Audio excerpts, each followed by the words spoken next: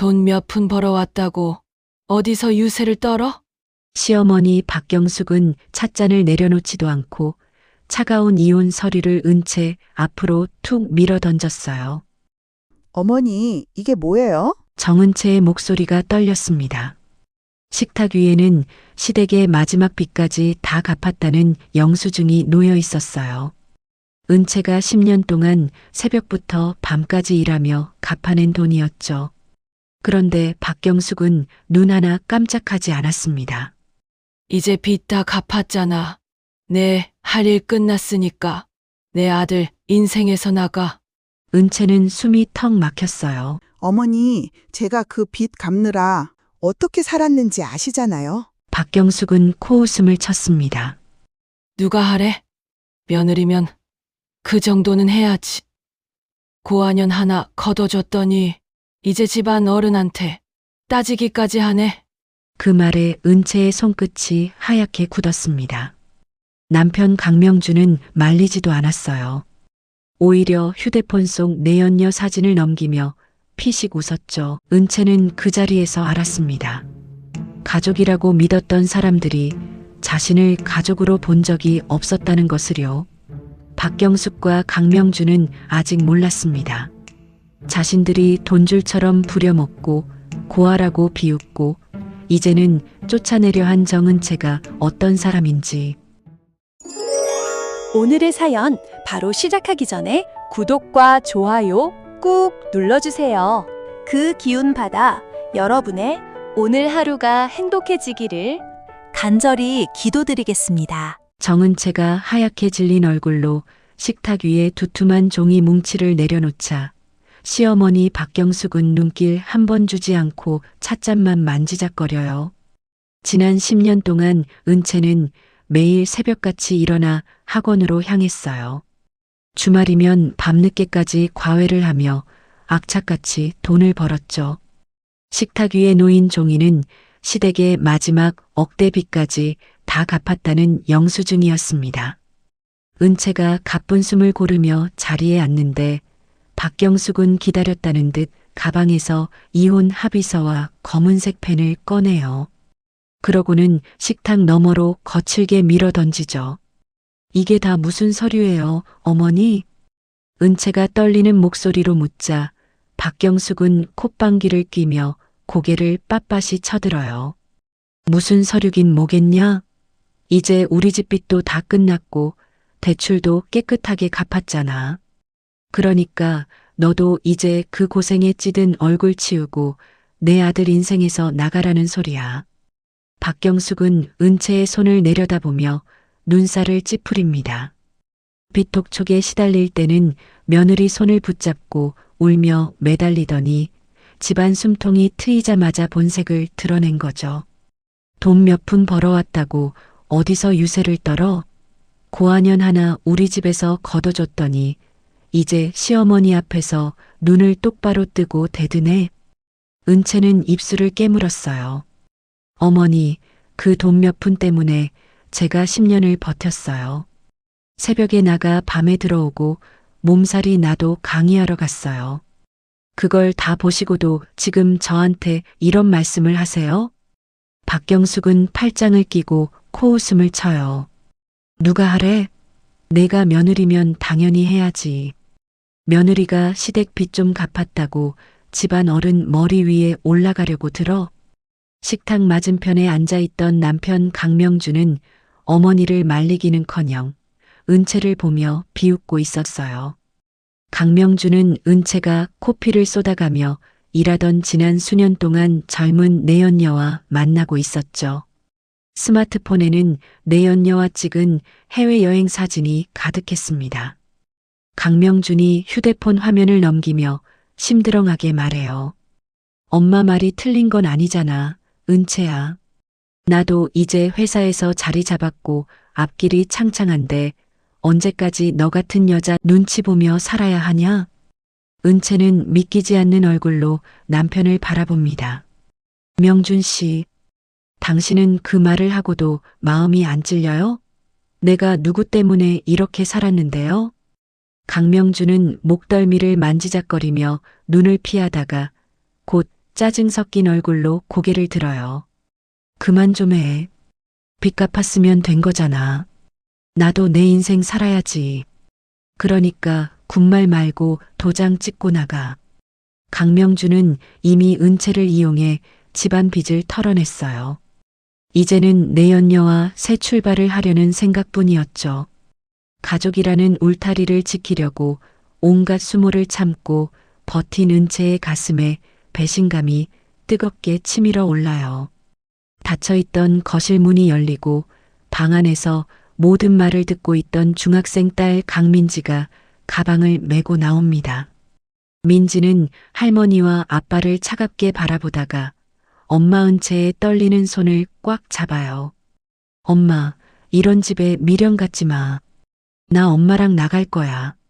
할머니도 아빠도 진짜 너무했어. 엄마가 어떻게 살았는지 내가 다 봤잖아. 은채는 딸의 손을 잡은 채 식탁 위 이혼 서류를 바라봅니다. 지난 세월이 모두 속임수였다는 걸 깨닫자 이상하게 눈물도 나오지 않았어요. 은채는 펜을 들고 이혼 서류에 거침없이 도장을 찍습니다. 박경숙은 입꼬리를 올리며 말해요. 그래, 이제야 말귀를 알아듣네. 은채는 천천히 고개를 들어 두 사람을 바라봐요. 좋아요. 나갈게요. 대신 오늘 이 시간부터 제가 해주던 모든 것도 끝입니다. 어머니도 당신도 앞으로 제 돈 한 푼 기대하지 마세요. 은채는 딸 민지의 손을 잡고 현관문을 열어요. 차가운 바람이 집 안으로 들어오자 박경숙은 괜히 어깨를 움츠립니다. 강명주는 멀어지는 은채의 뒷모습을 보며 코웃음을 치더니 곧바로 내연녀에게 전화를 겁니다. 자기야, 드디어 그 여자 내보냈어. 아파트도 이제 우리 차지야. 짐 싸. 오늘부터 우리 집으로 들어와. 다음 날 아침 시댁 아파트 안방에는 강명준의 내연녀가 제 집처럼 누워 있었어요. 실크 가운을 걸치고 침대에 기대앉은 모습이 아주 당당했죠. 박경숙은 새로 들어온 내연녀가 마음에 쏙 드는지 은채에게는 한 번도 사주지 않았던 값비싼 명품 가방을 꺼내 건넵니다. 우리 집 며느리는 이 정도는 들어야지. 어디 학원 냄새 나는 가방이나 들고 다니던 애랑은 다르네. 내연녀는 입꼬리를 올리며 가방을 받아요. 어머니, 저 이런 거 좋아하는 거 어떻게 아셨어요? 앞으로 제가 어머니한테 잘할게요. 박경숙은 그 말을 듣고 흐뭇하게 웃었어요. 마치 진짜 부잣집 며느리를 맞은 것처럼 들떠 있었죠. 하지만 같은 시각 정은채는 대형 로펌 접견실에 앉아 변호사와 마주하고 있었어요. 은채의 얼굴에는 어젯밤의 충격보다 차가운 결심이 더 선명했습니다. 정은채는 결혼 전부터 이름난 수학 강사였어요. 대형 출판사와 함께 수학 학습서와 문제집을 꾸준히 냈고 그 인세가 매년 큰 돈으로 들어갔죠. 시댁 사람들은 은채가 학원에서 푼돈이나 버는 줄 알았지만 은채는 조용히 자기 계좌에 돈을 모아둔 사람이었습니다.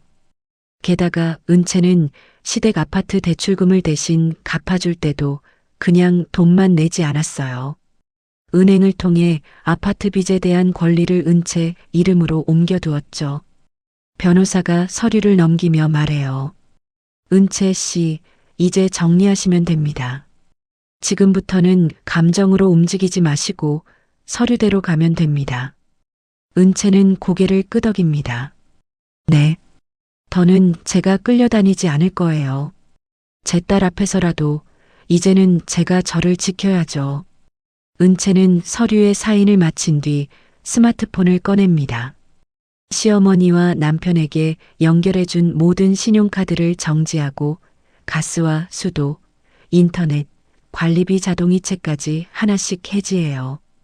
그 시각 주유소에서 기름을 넣던 강명주는 카드가 줄줄이 거절되자 얼굴이 벌겋게 달아오릅니다. 주유원이 난처한 표정으로 말해요. 손님, 이 카드도 정지로 뜨는데요. 강명주는 지갑을 뒤지며 버럭 소리칩니다. 말도 안 돼요. 다시 긁어봐요. 이 카드가 왜 안 돼? 하지만 결과는 똑같았죠. 집에 있던 박경숙도 아침 배달 음식을 주문하려다 결제가 거절되자 신경질적으로 은채에게 전화를 겁니다. 인연이 감히 카드를 막아? 어디서 며느리가 시어머니 돈줄을 끊어? 박경숙은 계속 전화를 걸었지만 수화기 너머에서는 차가운 안내음만 흘러나왔어요. 답답함에 미칠 것 같았던 박경숙은 하루 종일 은채에게 전화를 걸어댑니다. 결국 은채의 휴대폰 화면에는 부재중 전화 66통이 빼곡하게 찍혔죠. 일주일 뒤 오후 집안의 가스마저 끊기고 거실은 냉골이 되어 있었어요. 박경숙과 강명주는 서로를 탓하며 소리를 지르고 있었습니다. 박경숙이 담요를 뒤집어 쓴 채 악을 써요. 내가 그 여자 관리 좀 똑바로 했으면 이 꼴이 났겠냐? 강명준도 지지 않고 소리칩니다. 엄마가 먼저 쫓아내자고 했잖아. 내가 언제 당장 내보내자고 했어? 두 사람이 싸우고 있을 때 현관문이 거칠게 흔들립니다. 쾅쾅쾅. 강명준이 짜증 섞인 얼굴로 문을 열자 검은 양복을 입은 사채업자들이 구두를 신은 채 거실로 들이닥쳐요. 사채업자 한 명이 식탁 위에 서류를 탁 던집니다. 강명준 씨 맞죠? 돈 갚으셔야겠습니다. 이자까지 붙어서 액수가 꽤 됩니다. 박경숙은 겁에 질린 얼굴로 서류를 내려다봐요. 강명준의 이름과 인감이 선명하게 찍혀 있었습니다. 강명준은 식탁 위 서류를 집어들고 눈을 부릅뜨입니다. 손이 부들부들 떨렸어요. 서류에 적힌 돈은 수억 원이었고 아래에는 강명준의 이름과 인감 도장이 선명하게 찍혀 있었습니다. 얼마 전 내연녀에게 맡겼던 바로 그 도장이었죠. 강명준은 입술이 바짝 말라붙은 채 중얼거립니다. 이게 왜 여기에 있어? 이 도장이 왜 찍혀 있는 거야? 내연녀가 자기 투자 실패로 생긴 빚을 막으려고 강명준의 명의를 몰래 쓴 겁니다. 서류까지 꾸며 사채를 빌린 것이었죠. 강명준은 미친 듯이 내연녀에게 전화를 걸어요. 휴대폰은 꺼져 있었습니다. 받아. 빨리 받으라고. 너 지금 어디야? 아무 대답도 돌아오지 않았어요. 박경숙은 사채업자의 팔을 붙잡고 비명을 지릅니다. 이게 다 무슨 소리예요? 하지만 휴대폰은 꺼져 있었습니다. 우리 아들은 그런 돈 빌린 적 없어요. 사채업자는 박경숙의 손을 거칠게 뿌리칩니다. 그건 두 분 사정이고요. 서류에는 강명준 씨 이름이 있습니다. 도장도 찍혀 있고요. 돈 받을 때까지 저희도 그냥 못 갑니다. 사채업자들은 집 안가구와 가전제품에 빨간 딱지를 붙이기 시작했어요. 박경숙은 눈이 뒤집힌 채 소리칩니다. 정은채야. 이게 다 그년 때문이야. 그년이 나가면서 우리 집에 저주를 퍼부은 거야. 박경숙은 길길이 날뛰다가 갑자기 가슴을 움켜쥐고 거실 바닥에 쓰러집니다. 강명준은 혼비백산에서 어머니를 업고 가까운 병원 응급실로 뛰어갔어요. 하지만 병원 접수대 앞에서도 망신은 이어졌죠. 직원이 조심스럽게 말합니다. 카드 결제가 안 됩니다. 다른 결제 수단 있으세요? 강명준은 얼굴이 시뻘개져서 지갑을 뒤져요. 잠깐만요. 카드가 왜 이래? 어제까지 됐는데 왜 안 되는 거야? 접수비 몇만 원도 내지 못하는 모습을 주변 사람들이 힐끔거렸습니다. 강명준은 직장 동료에게 급히 돈을 빌려 겨우 응급실 접수를 마쳤어요. 분이 머리끝까지 오른 강명준은 병원에서 나오자마자 은채가 일하던 학원으로 찾아갑니다. 정은채 나오라고 해. 당장 나오라고 하라고. 강명준이 학원 입구에서 소리를 지르자 미리 배치되어 있던 보안 요원들이 다가옵니다. 강명준 씨, 여기서 이러시면 안 됩니다. 강명준은 보안 요원의 손을 뿌리치며 악을 써요. 내 아내 불러오라니까. 그 여자가 내 돈줄을 막았다고. 보안 요원들은 강명준의 양팔을 붙잡아 건물 밖으로 끌어냅니다. 강명준은 길바닥에 밀려나며 사람들 앞에서 또 한 번 망신을 당하죠. 다음 날 아침에는 더 큰 일이 벌어집니다. 사채업자들이 강명준이 다니는 대기업 건물 로비까지 찾아왔어요. 사채업자들은 붉은 피켓을 들고 소리를 지릅니다. 강명준은 빚 갚아라. 회사 뒤에 숨어도 소용없다. 출근하던 직원들과 임원들이 발걸음을 멈춥니다. 강명준은 사람들의 시선 속에서 얼굴을 가리지도 못한 채 굳어버렸죠. 결국 강명준은 회사 징계위원회로 불려갑니다. 직장까지 무너질 위기가 코앞으로 다가온 거예요. 직장에서 대기 발령을 받고 나온 강명준은 사채업자들을 피해 도망치듯 뛰었어요. 그러다 정은채의 법률 대리인 사무실 주소를 알아내고 앞뒤 가리지 않고 쳐들어갑니다. 강명준은 접견실 소파에 털썩 앉아 소리쳤어요. 정은채 나오라고 해요. 사람을 이렇게 만들어 놓고 숨어 있으면 끝이에요? 당장 나오라고 해요. 하지만 들어온 사람은 은채가 아니었습니다. 검은 서류 가방을 든 출판사 법무팀장과 자산관리사였죠. 자산관리사는 강명준 앞에 두툼한 서류를 내려놓습니다. 강명준 씨, 이거부터 보셔야겠습니다. 강명준은 서류를 넘기다 손이 멈췄어요.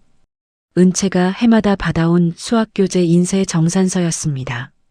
통장 내역도 함께 있었죠. 강명준의 얼굴이 점점 굳어집니다.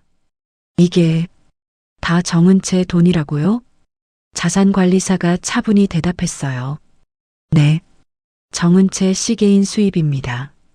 강명준 씨 가족분들은 학원 강의 돈 정도로만 알고 계셨겠지만 실제로는 전혀 달랐습니다. 강명준은 입술을 바르르 떨었어요. 그럼 왜 나한테 말을 안 했어? 부부면 말했어야지.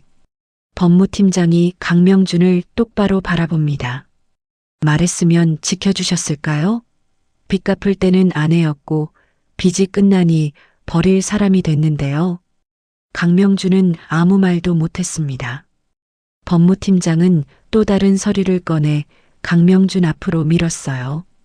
그리고 시댁 아파트 문제도 쉽게 말씀드리겠습니다. 그 집 은채 씨 돈으로 버틴 집입니다. 은채 씨가 갚은 돈에 대한 권리가 있고 이제 그 권리대로 정리하는 겁니다. 강명준이 벌떡 일어났어요. 그 집은 우리 엄마 집이에요. 아무리 그래도 노인을 길바닥에 내쫓는 게 말이 됩니까? 법무팀장의 목소리는 더 차가워졌습니다. 강명준 씨, 은채 씨는 10년 동안 그 집 빚을 갚았습니다. 그런데 박경숙 씨와 강명준 씨는 빚이 끝난 날 은채 씨를 이혼 서류 한 장으로 내쫓았습니다. 강명준은 숨을 삼켰어요. 그건 집안일이고요. 이제는 집안일이 아닙니다. 서류대로 처리되는 일입니다. 법무팀장은 마지막으로 사채 계약서 사본을 꺼냈습니다. 그리고 이 사채 서류요. 여기 강명준 씨 이름이 있고 서명도 있습니다. 억울하시면 그 여자한테 따지세요. 은채 씨한테 매달릴 일이 아닙니다. 강명준은 그제야 무너진 얼굴로 의자에 주저앉습니다. 은채가 덫을 놓은 게 아니었어요. 자기 욕심이 만든 일이었습니다. 어머니의 탐욕이 만든 일이었습니다. 내연녀의 거짓말이 만든 일이었죠. 사무실을 나온 강명준은 길거리 벤치에 주저앉아 멍하니 앞만 봤어요. 그러다 갑자기 얼굴이 하얗게 질립니다. 오늘이 아파트를 비우는 날이라는 사실이 떠오른 거예요. 엄마 혼자 집에 있잖아.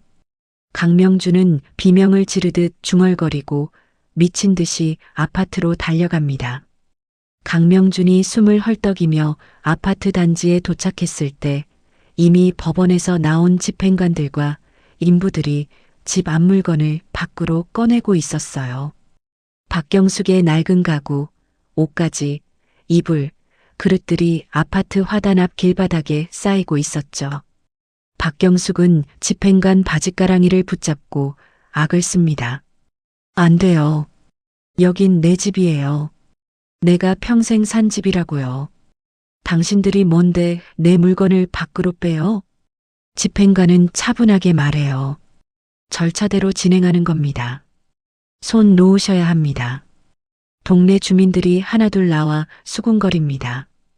평소에 며느리 그렇게 잡더니 결국 저렇게 됐네. 며느리 돈으로 빚 갚았다는 말이 진짜였나 봐. 사람 함부로 대하면 저렇게 벌 받는 거야. 박경숙은 주민들의 말소리를 들으며 얼굴이 벌겋게 달아올라요. 분하고 창피해서 몸을 떨었지만 이제는 소리칠 힘도 없어 보였습니다. 바로 그 현장으로 최고급 세단 한 대가 조용히 들어옵니다. 차 문이 열리고 단정한 정장 차림의 정은채와 딸 민지가 내려요. 박경숙은 은채를 보자마자 도끼 오른 눈으로 달려들려고 합니다. 정은채, 이 못된 년아. 내가 감히 나를 길바닥에 내쫓아?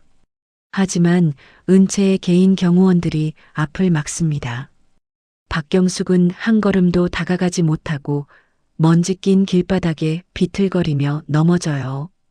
은채는 바닥에 주저앉은 박경숙을 내려다봅니다. 목소리는 낮았지만 또렷했어요. 어머니, 기억하세요. 어머니가 돈 몇 푼이라고 비웃던 그 돈이 이 집을 버티게 한 돈이었어요. 제가 밤새워 벌어온 돈으로 이 집이 버틴 거예요. 박경숙은 이를 갈며 올려다봅니다. 너는 며느리잖아. 며느리가 시댁에 그 정도도 못해? 은채는 흔들리지 않고 말해요. 며느리라서 했어요. 가족인 줄 알고 했어요. 그런데 어머니는 저를 가족으로 본 적이 없었죠.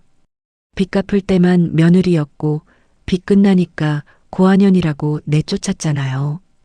강명주는 은채 앞에서 아무 말도 하지 못합니다. 은채의 차가운 눈빛에 완전히 눌려버린 거죠. 민지는 아빠를 보다가 조용히 시선을 돌립니다. 그 눈빛에는 미움보다 더 깊은 실망이 담겨 있었어요. 강명준이 가까스로 입을 엽니다. 민지야, 아빠가. 민지는 바로 말을 자릅니다. 아빠, 이제 그런 말 하지 마. 엄마 힘들 때 아빠는 한 번도 엄마 편 아니었잖아. 나는 다 봤어. 강명준은 입술만 달싹이다 고개를 떨굽니다. 은채는 집행관에게 서류 확인을 마친 뒤 세단에 올라타요.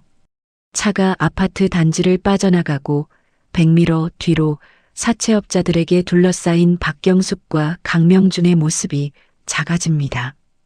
박경숙은 길바닥에 주저앉아 소리를 지르지만 이제 그 소리를 들어줄 사람은 아무도 없었죠. 일주일 뒤 오후 갈 곳이 없어진 박경숙과 강명준은 도시 외곽의 허름한 여인 숙방을 전전하고 있었어요. 방 안에는 오래된 냄새가 배어 있었고 전화기는 하루 종일 울렸습니다. 사채업자들의 독촉 전화였죠. 직장에서 공식 파면된 강명준은 퇴직금마저 사채 압류로 날렸습니다. 매일 술에 기대며 바닥에 주저앉아 신세를 한탄했어요. 박경숙은 스트레스와 굶주림으로 몸이 급격히 나빠졌습니다. 다리에 힘이 풀려 방바닥을 기어다니는 날도 많았죠. 박경숙이 쉰 목소리로 중얼거립니다. 은채가 밥은 잘 차렸는데 그년이 있을 때는 이런 꼴은 아니었는데. 강명준은 술병을 내려치며 소리쳐요. 이제 와서 그 말하면 뭐해요. 엄마가 먼저 쫓아내자고 했잖아요. 박경숙도 지지 않고 악을 씁니다. 내가 바람만 안 피웠어도 일이 이렇게 안 됐어. 그 여우 같은 년한테 홀려서 집안을 말아먹은 건 너야. 문이 거칠게 열렸습니다. 사채업자들에게 붙잡힌 내연녀가 여인 숙방 안으로 끌려 들어왔어요. 내연녀는 겁에 질린 얼굴로 손을 싹싹 빌었습니다. 저는 시킨 대로만 했어요. 명준 씨가 하자고 했어요. 인감도 명준 씨가 준 거예요. 강명준은 눈이 뒤집혀 달려들었어요. 내가 미쳤어? 내가 도장 가져가서 서류 꾸민 거잖아. 어디서 나한테 뒤집어 씌워? 내연녀도 울면서 소리쳤습니다. 당신도 술 먹고 서명했잖아. 기억 안 난다고 하면 끝이야? 사채업자가 가방에서 서류 몇 장을 더 꺼냈습니다. 강명준의 서명이 들어간 또 다른 보증 서류였어요. 강명준은 그 자리에서 얼어붙었습니다. 사채업자가 낮게 말했어요. 이제 둘 다 못 빠져나갑니다. 돈 갚든지 경찰서 가든지 선택하세요. 강명준은 바닥에 주저앉았어요. 박경숙은 방구석에서 벌벌 떨며 중얼거렸습니다. 은채한테 가. 은채한테 빌어. 걔 돈 많잖아. 강명준은 고개를 들었습니다. 그 말에 눈빛이 이상하게 변했어요. 맞아. 은채 돈이면 다 막을 수 있어. 그 여자 돈 많잖아. 내연녀도 이를 악물었습니다. 좋게 말해서 안 주면 겁이라도 줘야지. 당신 전처잖아. 딸 생각하면 돈 내놓겠지. 사채업자가 피식 웃었어요. 그럼 빨리 움직이세요. 우리도 기다리는데 한계가 있습니다.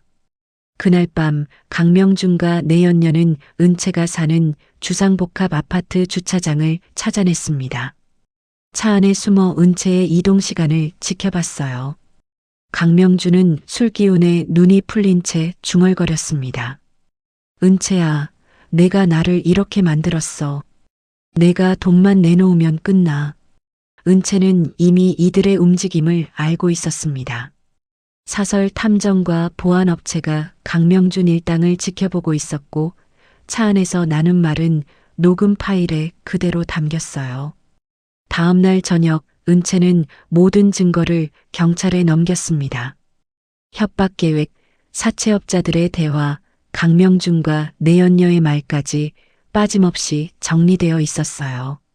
경찰은 은채의 주상복합 지하 주차장에 미리 숨어 기다렸습니다. 강명준과 내연녀, 사채업자들은 아무것도 모르고 주차장으로 들어왔어요. 은채의 차가 내려오자 이들은 차량 앞을 막아섰습니다. 사채업자 한 명이 둔기를 들고 말했어요.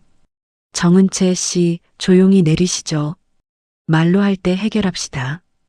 강명준도 차 앞으로 다가와 소리쳤습니다. 은채야, 나도 살 길이 없어. 너 돈 많잖아. 우리 엄마 생각해서라도 한 번만 도와줘. 은채는 창문을 조금 내리고 차갑게 바라봤습니다. 명준 씨, 아직도 내가 도와줘야 하는 사람으로 보여요? 강명준은 다급하게 말했어요. 부부였잖아. 내가 나 한 번만 살려주면 되잖아. 은채는 낮게 대답했습니다. 당신은 나를 버렸고 이제는 협박까지 하러 왔어요. 이게 당신이 말하는 부부예요? 내연녀가 옆에서 악을 썼습니다. 좋게 말할 때 돈 내놔요. 혼자 잘 먹고 잘 살면 끝이에요? 은채는 흔들리지 않았습니다. 끝은 내가 정하지 않아요.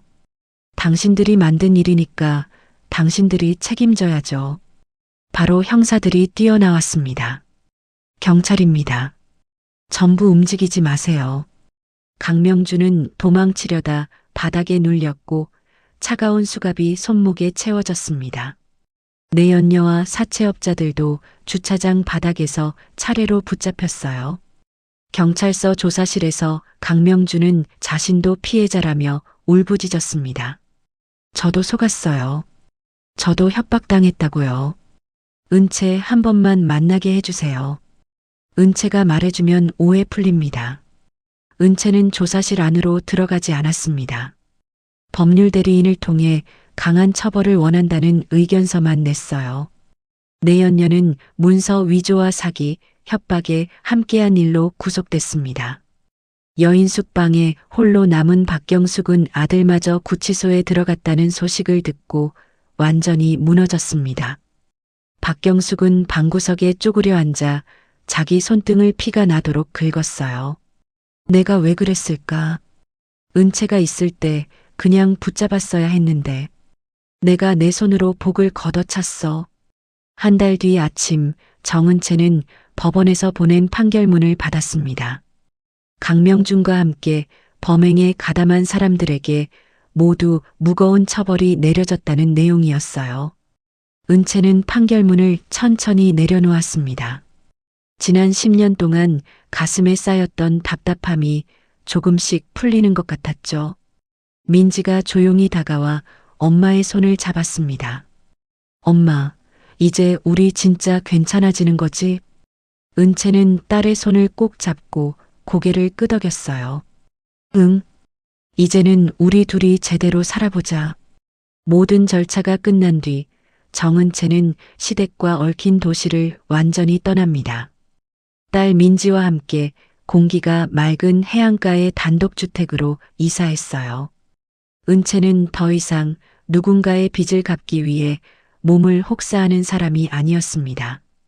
자기 이름을 건 장학재단을 만들고 형편이 어려운 아이들의 공부를 조용히 돕기 시작했죠.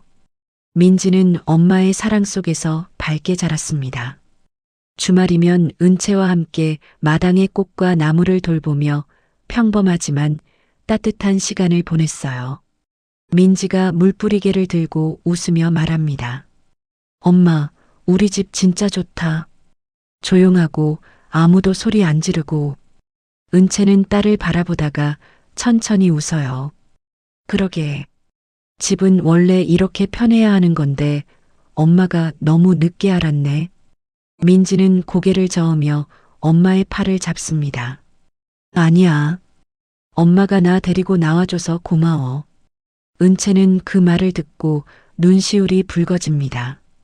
하지만 예전처럼 서럽게 울지는 않았어요. 이제는 자기 삶을 되찾은 사람의 눈물이었죠. 반면 강명주는 교도소 안에서 뒤늦게 후회하고 있었습니다. 이미 모든 것이 늦었죠. 박경숙은 요양병원 6인실 구석 침대에 누워 있었습니다. 몸은 제대로 움직이지 못했고 면회를 오는 사람도 없었어요. 가끔 식사 시간이 되면 박경숙은 멍하니 천장을 보며 중얼거렸습니다. 은채가 해주던 밥이 따뜻했는데 그때는 왜 그걸 몰랐을까? 하지만 후회는 지나간 시간을 돌려주지 못했습니다. 정은채는 바다를 보며 조용히 생각했어요. 참는다고 가족이 되는 건 아니구나. 나를 지키지 못하면 내 아이도 지킬 수 없구나. 하지만 후회는 지나간 시간을 지켜줘야 합니다. 한 사람만 참고 한 사람만 버티는 집은 진짜 가정이 아니었어요. 은채는 딸 민지의 어깨를 감싸 안으며 바다를 바라봅니다. 힘든 세월을 지나온 두 사람 앞에는 이제 조용하고 단단한 평화가 놓여 있었어요. 피땀 흘려 지켜낸 가정에서 큰 배신을 겪고도 딸의 손을 잡고 당당히 걸어 나온 은채 씨의 선택이 오래 마음에 남습니다. 가장 믿었던 가족에게 받은 상처는 쉽게 아물지 않죠. 혼자서 그 모진 세월을 참고 버틴 시간이 얼마나 외롭고 힘들었을까요? 제가 지난 10년 동안 사회복지 현장에서 많은 어르신들의 가정을 방문하면서 본 속사정들도 이 이야기와 닮아 있는 경우가 많았어요. 겉으로는 괜찮은 척 웃고 계셔도 마음 깊은 곳에는 가족 갈등과 외로움을 꾹 눌러 담고 계신 분들이 많더라고요. 하지만 무거운 마음도 누군가에게 털어놓는 순간부터 조금씩 풀리기 시작합니다. 오늘 은채 씨의 이야기를 들으면서 가슴 한구석이 답답하셨거나 차마 꺼내지 못했던 나만의 아픔이 떠오르셨다면 댓글창에 편하게 마음을 나눠주세요. 서로의 이야기에 귀를 기울이고 따뜻한 위로를 건넬 수 있는 공간이 되도록 구독과 좋아요로 살짝 힘을 보태주시면 참 좋겠습니다. 이야기를 끝까지 들어두신 분이 계시다면 잘 들었다고 댓글 하나만 남겨주세요. 함께 해주셔서 감사합니다.